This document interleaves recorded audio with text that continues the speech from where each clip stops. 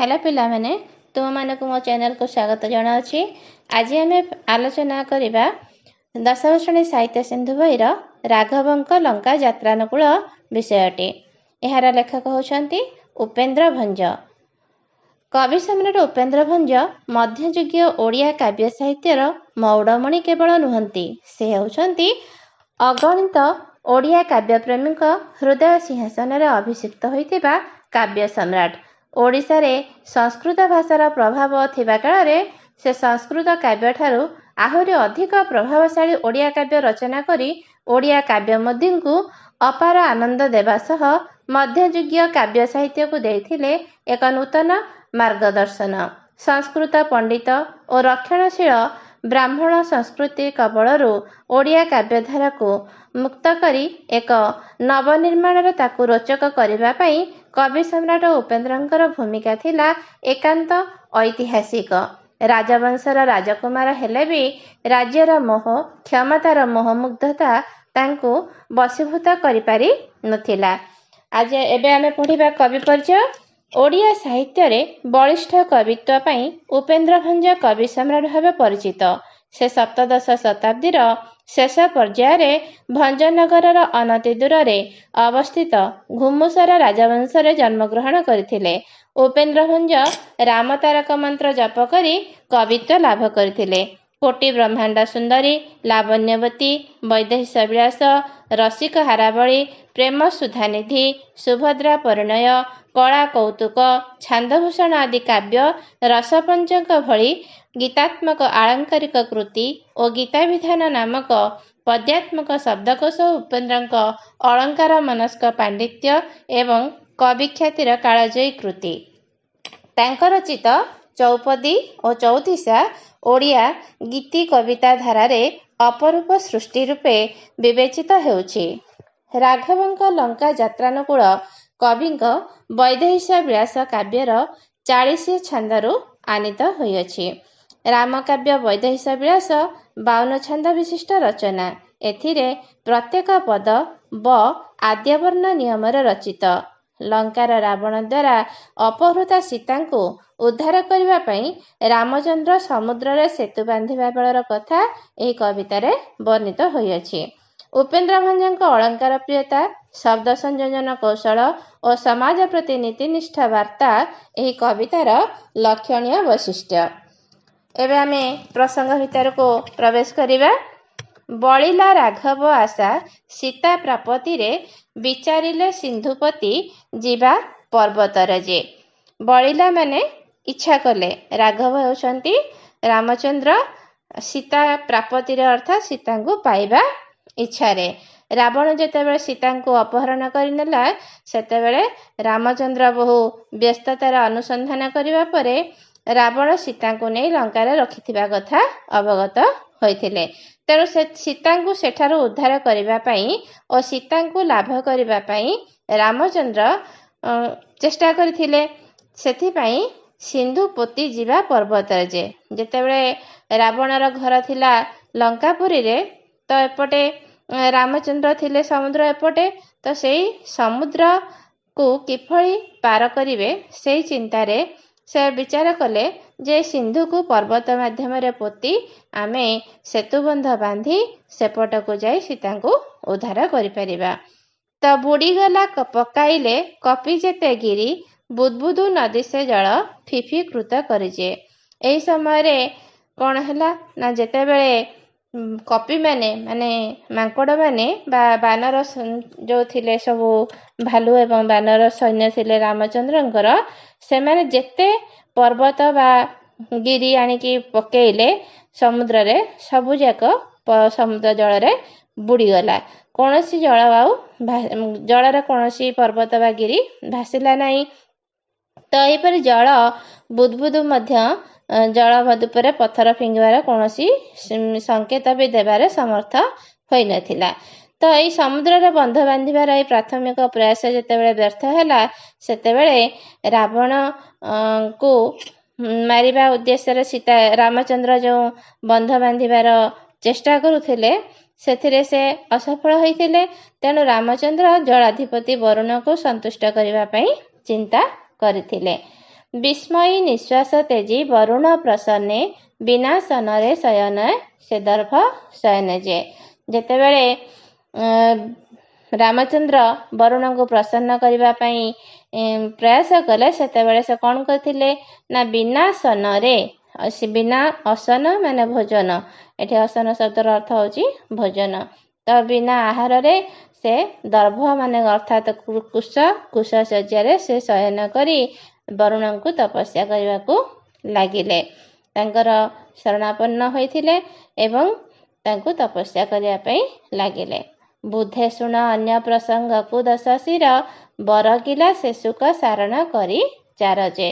ହେ ପଣ୍ଡିତମାନେ, ବୁଧ ଅର୍ଥାତ୍ ପଣ୍ଡିତମାନେ, ହେ ପଣ୍ଡିତମାନେ ଏବେ ଅନ୍ୟ ପ୍ରସଙ୍ଗକୁ ଶୁଣ। ମାନେ ଏପଟେ ରାମଚନ୍ଦ୍ର ଯେତେ ସୀତାଙ୍କୁ ପାଇବା ଇଚ୍ଛାରେ ସେତୁବନ୍ଧ ଯୋଜନାରେ ଲାଗି ପଡ଼ିଛନ୍ତି, ସେପଟେ ରାବଣର ପ୍ରସଙ୍ଗକୁ ଏଠାରେ ଉପସ୍ଥାପନ କରାଯାଇଛି। ଦଶ ଶିର ମାନେ ରାବଣକୁ ଏଠି କୁହାଯାଇଛି। ବରଗିଲା ଶେଷୁକ ସାରଣ କରିଚାରଜେ। ରାମଚନ୍ଦ୍ର ଯେତେବେଳେ ଏପଟେ ସେତୁବନ୍ଧ ଯୋଜନାରେ ଅଛନ୍ତି ସୈନ୍ୟ ସାମନ୍ତଙ୍କୁ ଧରି ସାଥିରେ, ସେତେବେଳେ ରାବଣ ବିଚଳିତ ହୋଇପଡ଼ିଛି ଏବଂ ତାଙ୍କର ସୈନ୍ୟବଳ କେତେ ଏବଂ ସେ ଅନ୍ୟାନ୍ୟ ତାଙ୍କର ଯୁଦ୍ଧନୀତି ବିଶାରଦ ବିଷୟରେ ଜାଣିବା ପାଇଁ ସେ ଖବର ସଂଗ୍ରହ କରିବା ପାଇଁ ଚାହୁଁଥିଲା। ତେଣୁ ସେ ତାର ବିଶ୍ୱସ୍ତ 2 ଜଣ ମନ୍ତ୍ରୀ ଯେଉଁ ଥିଲେ ଶୁକ ଆଉ ସାରଣ, ସେମାନଙ୍କୁ ଡାକିଲା ଏବଂ ଦୂତ କରି ସେମାନଙ୍କ ପାଖକୁ ପଠେଇଲା ରାମଚନ୍ଦ୍ରଙ୍କ ଶିବିରକୁ। ବିଭୀଷଣେ କହ ଜ୍ୟେଷ୍ଠ ଭ୍ରାତା ପିତା ସରି, ବୁଝି ନ ବୁଝି କୋପିତା ବାଣୀ ପିତା କରିଯେ।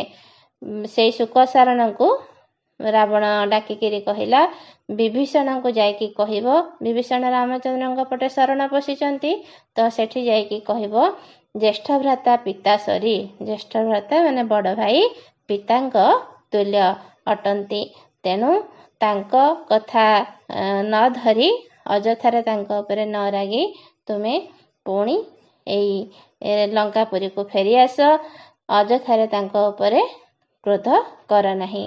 ବିଭୂତିକୁ ଭୁଞ୍ଜୁଥିଲୁ ବିଭୂତି ଭୂଷଣେ, ବଡ଼କୁଳେ ଜନମି ଶରଣେ କି କାରଣେ ଯେ। ବିଭୂତିକୁ ଭୁଞ୍ଜୁଥିଲୁ ଅର୍ଥାତ୍ ସମ୍ପତ୍ତି, ଏଠି ରାବଣ ବିଶ୍ରମାନନ୍ଦନ ସ୍ୱର୍ଣ୍ଣଲଙ୍କାର ରାଜା, ତାଙ୍କର ସାନ ଭାଇ ହିସାବରେ ବିଭୀଷଣ ଅନେକ ଧନ ସମ୍ପତ୍ତି ଉପଭୋଗ କରୁଥିଲେ। ତେଣୁ ସେ ତାଙ୍କୁ ସେଇ ସମ୍ପତ୍ତିର ଲୋଭ ଦେଖାଇ କହିଛନ୍ତି ଏଠି ଯେତେବେଳେ ଥିଲୁ ମୋ ପାଖରେ ଅନେକ ସମ୍ପଦ ଭୋଗ କରୁଥିଲୁ, ଏବେ ବିଭୂତି ଭୂଷଣ ଅର୍ଥାତ୍ ରାମଚନ୍ଦ୍ରଙ୍କର ଶରଣ ଯାଇଛନ୍ତି।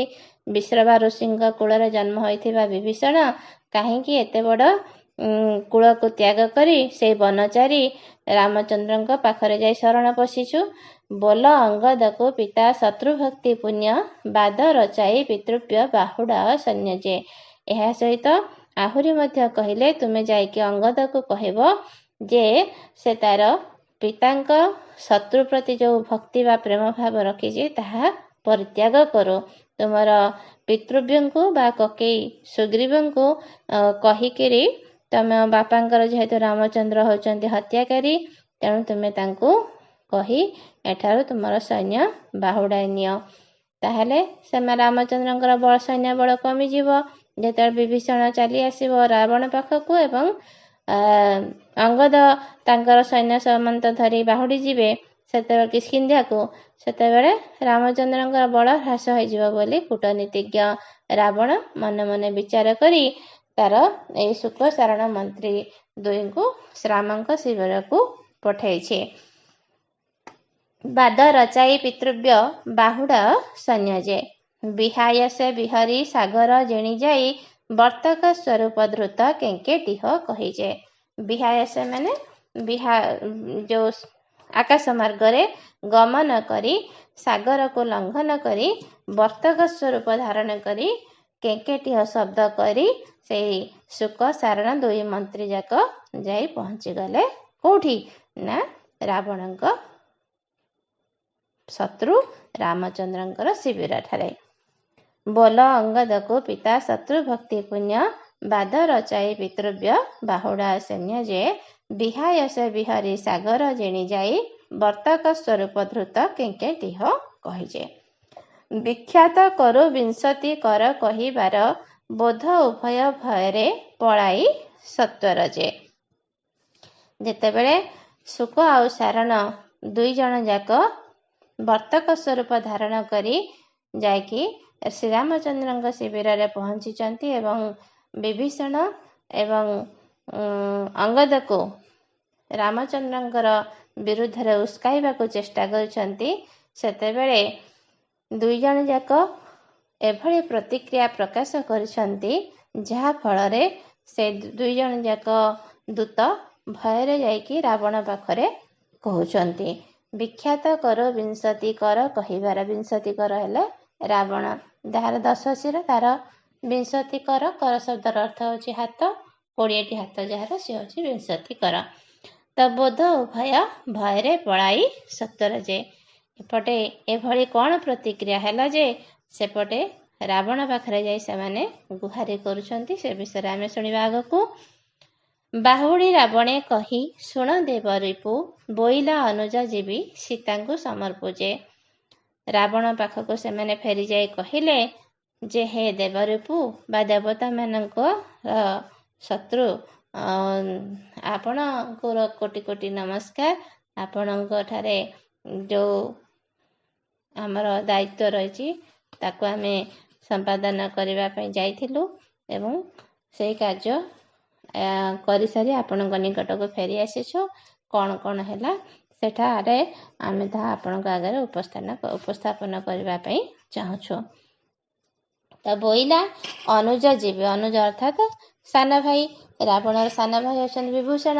ତ ବିଭୀଷଣ କ'ଣ କହିଲେ ନା ବୋଇଲା ଅନୁଜ ଯିବି ସୀତାଙ୍କୁ ସମର୍ପୁଜେ। ଯଦି ଭାଇ ରାମଚନ୍ଦ୍ରଙ୍କ ନିକଟରେ ମାତା ସୀତାଙ୍କୁ ସମର୍ପଣ କରିଦେବେ ତାହେଲେ ମୁଁ ପୁଣି ଭାଇଙ୍କ ପାଖକୁ ବା ରାବଣ ନିକଟକୁ ଫେରିଯିବେ ବୋଲି କିଏ କହିଲେ? ବିଭୀଷଣ କହିଲେ। ବଞ୍ଚିଲୁ ଅଙ୍ଗଦେ ଅଙ୍ଗ ଦେବାରୁ କି ଧର୍ମେ ବଜ୍ରାଘାତ ସମତଳ ପ୍ରହାରିଲା ବ୍ୟମଜେ। ଯେତେବେଳେ ରାବଣର ଦୂତ ଦୁଇ ଜଣ ଶୁକ ସାରଣ ଯାଇକି ଅଙ୍ଗଦକୁ ରାମଚନ୍ଦ୍ରଙ୍କ ବିରୁଦ୍ଧରେ ଉସ୍କାଇବା ପାଇଁ ଚେଷ୍ଟା କରିଥିଲେ, ସେତେବେଳେ ଅଙ୍ଗଦ କିଛି ନ ଶୁଣି ତାଙ୍କ ଉଦ୍ଦେଶ୍ୟରେ ବଜ୍ରାଘାତ ସମ ଚାପୁଡ଼ା ମାରିଲା। ମାତ୍ର ଧର୍ମ ବଳରୁ ସେମାନେ ଅଙ୍ଗହାନିରୁ ବର୍ତ୍ତିଗଲେ। ଅଙ୍ଗଦର ଚାପୁଡ଼ା ଯଦି ବାଜିଥାନ୍ତା ତେବେ ଅନାୟାସରେ ସେମାନେ ଧୂଳିସାତ୍ ହୋଇଥାନ୍ତେ। ବଞ୍ଚିଲୁ ଅଙ୍ଗଦେ ଅଙ୍ଗ ଦେବାରିକୁ ଧର୍ମେ ବଜ୍ରାଘାତ ସମତଳ ପ୍ରହାରିଲା ବ୍ୟମଜେ। ବାଜିଥିଲେ ଚୂର୍ଣ୍ଣ ବା ପାତାଳେ ଭଜିଥିବ, ବିନ୍ଧ୍ୟଭାନୁ ତୋଷି ହେଲେ ବଞ୍ଚାଇ ଦୈବ ଯେ। କିନ୍ତୁ ଯଦି ପାହାଡ଼ରେ ବାଜିଥାନ୍ତା ସେ ବି ପାତାଳଗାମୀ ହୋଇଯାଇଥାନ୍ତା। ବିଧାତାଙ୍କ କୃପାରୁ, ଭାଗ୍ୟ ବଳରୁ ସେମାନେ ବର୍ତ୍ତିଗଲେ ଏବଂ ଯାହା ହଉ ସେଇ ଅଙ୍ଗଦ ସମ୍ମୁଖରୁ କୌଶଳ କ୍ରମେ ସେମାନେ ଖସି ଆସିଛନ୍ତି ଏବଂ ତାପରେ ଶ୍ରୀରାମଚନ୍ଦ୍ରଙ୍କ ଶିବିରର ସୈନ୍ୟ ସଂଖ୍ୟା କେତେ, ବଳ କେତେ, ସେ ବିଷୟରେ ରାବଣ ନିକଟରେ ଉପସ୍ଥାପନ କରୁଛନ୍ତି। ବଳ କେତେ ବୋଲୁ ବୋଲେ ଯେତେ ଶଙ୍ଖ, ସେହି ବାରି ରାଶିରେ ଜନିତ ତେତେ ଶଙ୍ଖ ନାହିଁ ଯେ। ରାମଚନ୍ଦ୍ରଙ୍କର ବଳ କେତେ ବୋଲି ଆପଣ ଆମକୁ ଆକଳନ କରିବା ପାଇଁ ଯେଉଁ ପ୍ରେରଣା କରିଥିଲେ, ଆମେ ଯାହା ଦେଖିକି ଆସିଲୁ ସେଥିରେ ସେମାନେ କହୁଛନ୍ତି ଯେ ପୂର୍ବ ଯେଉଁ ସମୁଦ୍ରରେ ଯେତେ ଶଙ୍ଖ ନାହିଁ ବା ସଂଖ୍ୟାରେ ଯେତେ ଶଙ୍ଖ ଅଛି ସେତିକି ବଳ ହେଉଛି ରାମଚନ୍ଦ୍ରଙ୍କ ସେନାର। ଅର୍ଥାତ୍ ବାରି ରାଶିରେ, ବାରି ହେଲା ସମୁଦ୍ରକୁ ଏଠି କୁହାଯାଇଛି, ବାରି ରାଶିରେ ଜନିତ ତେତେ ଶଙ୍ଖ ନାହିଁ ଯେ। ତାଙ୍କର ସଂଖ୍ୟା ଅଗଣନୀୟ, ଅକଳନୀୟ, ସିଏ ଅଧିକ ତେଜପୂର୍ଣ୍ଣ। ତାଙ୍କ ସୈନ୍ୟ ଗଣନା ଏହିଭଳି ଭାବରେ ଅବଧାରଣ କରିଛି କୂଟନୀତି ବିଶାରଦ ରାବଣ। ବିତରଣେ ସାଗରେ କି ପାଞ୍ଚ ପଚାରିଲା, ବିହେ ରାମ କୁଶଶଯ୍ୟା ପ୍ରତ୍ୟୁତ୍ତର ଦେଲା ଯେ। ଅନ୍ୟପକ୍ଷରେ ରାମଚନ୍ଦ୍ର କୁଶଶଯ୍ୟାରେ ଉପବାସ ରହି ସାଗରରେ ବନ୍ଧ ବାନ୍ଧିବାକୁ ବରୁଣଙ୍କ ସହାୟତା ଲୋଡ଼ିବା ସହିତ ତାଙ୍କୁ ପ୍ରସନ୍ନ କରିବାକୁ ପ୍ରଯତ୍ନ କରିଥିଲେ। ଏଥିରେ ବରୁଣ ପ୍ରସନ୍ନ ହୋଇ ତାଙ୍କୁ ସାଗର ପାର ହେବାର ଉପାୟ ସୂଚିତ କଲେ। ଶ୍ରୀରାମଚନ୍ଦ୍ରଙ୍କର ଶ୍ରୀମୁଖରୁ ବିଷାଦର ଛାୟା ଅପସରି ଗଲା। ବିରସକୁ ମନ୍ଦ କରି ମନ୍ଦହାସ ଜନ୍ମେ, ବୋଲେ କି କରିବ ଏଡ଼େ ହୀନ ପରାକ୍ରମେ। ଯେ ସେ ମନ୍ଦହାସ କରି ଅର୍ଥାତ୍ ମୃଦୁ ମଧୁର ହସି ଶଯ୍ୟା ତ୍ୟାଗ କରିଥିଲେ। ବିଧାତାଙ୍କର ବିଧାନକୁ ହୀନ ପରାକ୍ରମୀ ରାବଣ ବା କ'ଣ କରିପାରିଥାନ୍ତା? ତେଣୁ ସତ୍ୟ, ନ୍ୟାୟ ଓ ସତ୍କର୍ମରେ ବଳିଥିବା ମନ ବା ପ୍ରୟାସ କେବେ ହୀନ ପରାକ୍ରମିକ ଚକ୍ରାନ୍ତରେ ପରାସ୍ତ ହୁଏ ନାହିଁ। ଏହି ମର୍ମବାଣୀକୁ କବି ଏହି ଆଲୋଚ୍ୟ କବିତା ମାଧ୍ୟମରେ ସୂଚନା ଦେଇଛନ୍ତି।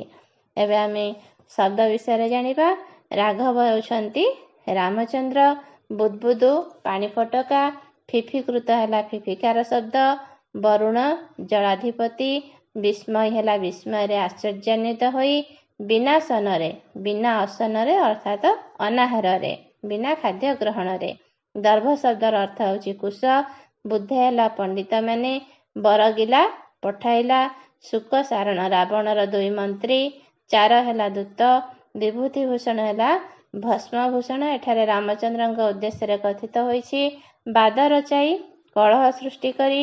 ଅଙ୍ଗଦ ହେଲେ କିଷ୍କିନ୍ଧ୍ୟାର ରାଜା ବାଳୀଙ୍କର ପୁତ୍ର। ପିତୃବ୍ୟ ହେଲେ ବାପାଙ୍କର ସାନ ଭାଇ ବା କକେଇ। ବିହାୟସେ ମାନେ ଆକାଶରେ। ବିହରି ହେଲା ଭ୍ରମଣ କରି। ବର୍ତ୍ତକ ଟେଣ୍ଟେଇ ଟିଟିଭ ପକ୍ଷୀ ବା ବତକ। କେଙ୍କେଟିହ ହେଲା ଟେଣ୍ଟେଇ ଅର୍ଥାତ୍ ବତକର ଧ୍ୱନି।